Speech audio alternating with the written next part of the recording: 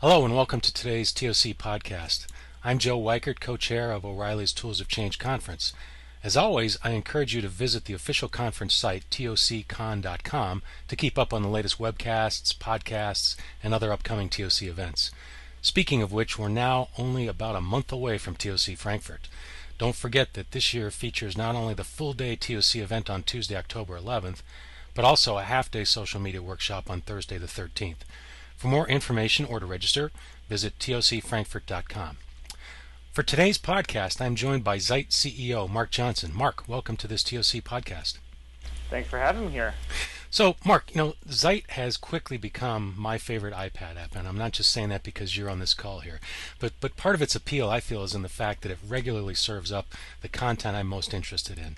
And I believe that's because the app keeps track of articles I've read before and uses that information to highlight similar content in the future. Is that right?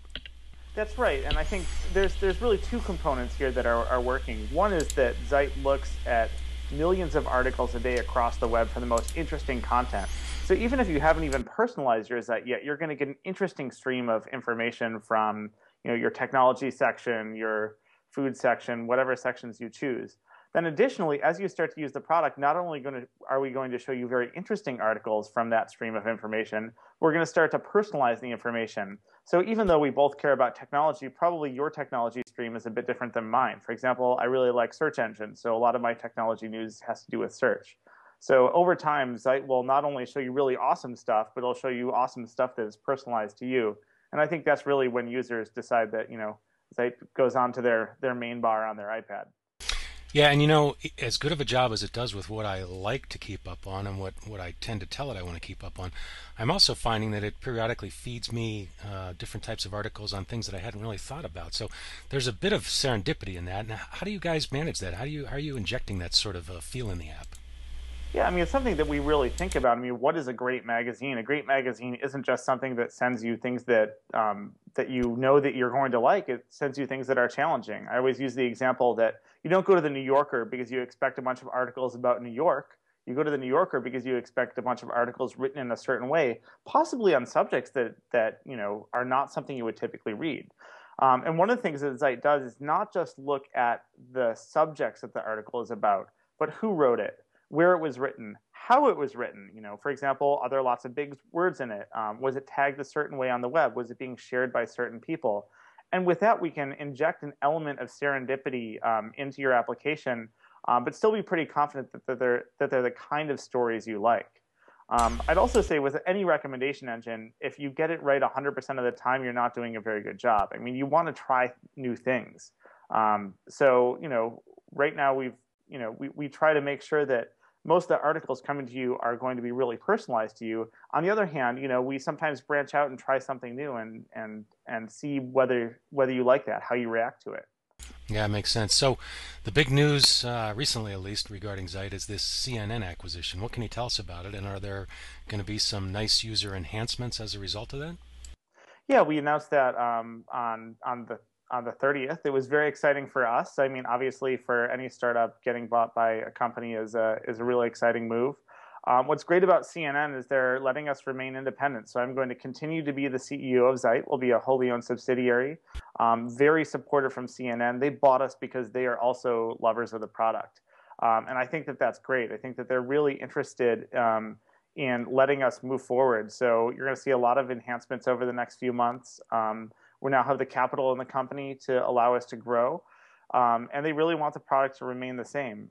There's been some concern out on the web, whether CNN is going to destroy the product, but I'm really confident that CNN has Zite's best interest at heart and really cares about moving this product forward. So we're totally stoked.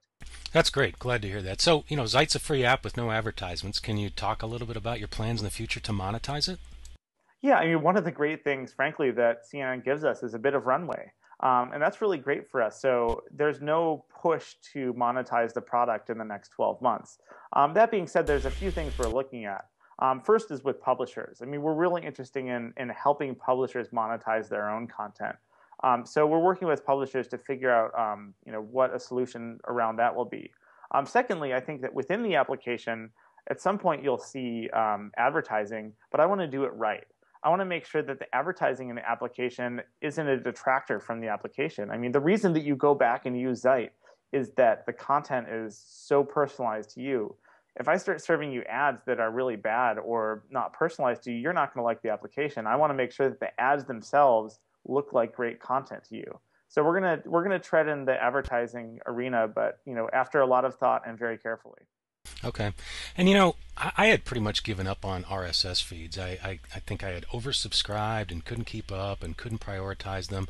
And this is, I think, one of the beautiful aspects of Zite. It's allowed me to sort of get back into seeing some of those feeds on a regular basis. Now, that said, I gotta poke some fun at you because I am also a huge user of Google News, and I would love to see Google News integrated within Zite. Any chance you might be doing that down the road?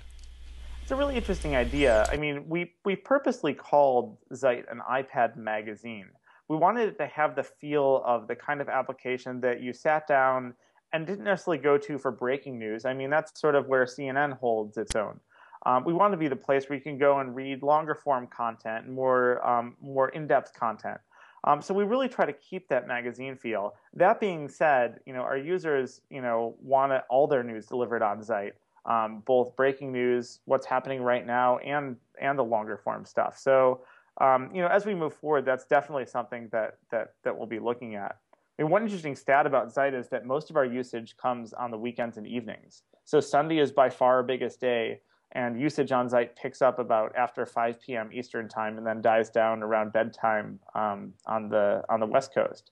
So I think it shows that people aren't going to Zite for breaking news during the day. They're really using it sort of in the evenings when they want to catch up on things. That's a really interesting point, and it maps directly to how I use it too. I'm evening and weekend, so I can see where that would be the case. Yeah. So, okay, even if that isn't something that you would want to do in the short term, what about just the ability to go beyond kind of the categorizations and the classifications that you can subscribe to now with Zite? So I'd like to get really granular. Again, this is what I do with Google News is I have a search for ebooks or for Kindle or for publishing, and you have, I think, a couple of those, but you don't have all of those. So is that something that we could see in the future? Absolutely. I mean, one of the things we did with Zite is based on some older technology, a company called Wario, Worio, that was been around for about 6 years.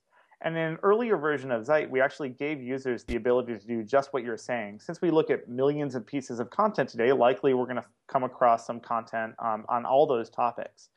One of the things we did when we launched was try to limit the topics to those topics that we saw had enough velocity. So enough interesting articles coming out every day. But again, a number of users have requested this exact feature that we deliver news on much more granular topics based on keywords. And maybe you don't get that news every day. Maybe you don't see a piece of news on that topic every day, but every few days you get something. So more like an alert. So that's definitely something that we're looking at in the future.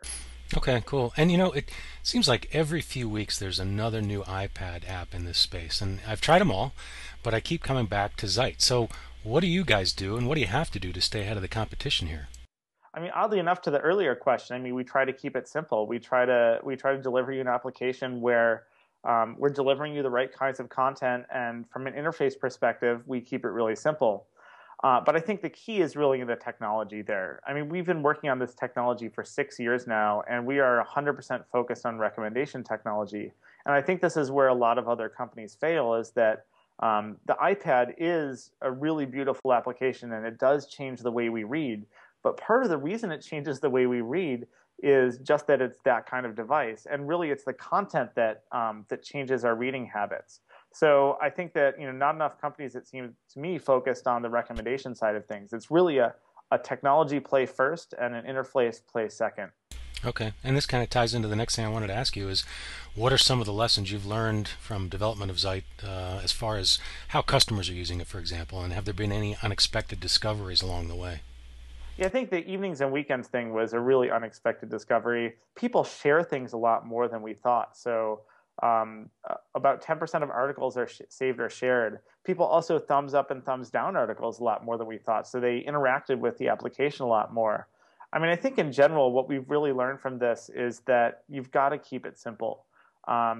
People love to read, and they kind of they want us to get out of their way while they're reading. They want us to be there when they want to rate the article or share the article. but while they're reading the article, really keep it simple. And I think that, part of the development of Zite was an exercise in taking things out of the application, which, sometimes is really hard because, users do request features like keyword search, the ability to look at their history. That's all stuff that we want to put in the application someday, but when we do so, we want to do so very, very carefully. I would rather have features that people are clamoring for than features that people don't understand how to use. Okay, yeah, that makes total sense. So, the tools of change audience is mostly from the book publishing world. Now, we've been talking about sort of short form content and blog posts and things like that. Can you see a Zite-like app working for book publishers? And if so, would it be an enhancement to the book, a replacement, something else? What would it look like? One thing that I'm personally passionate about is the evolution of books.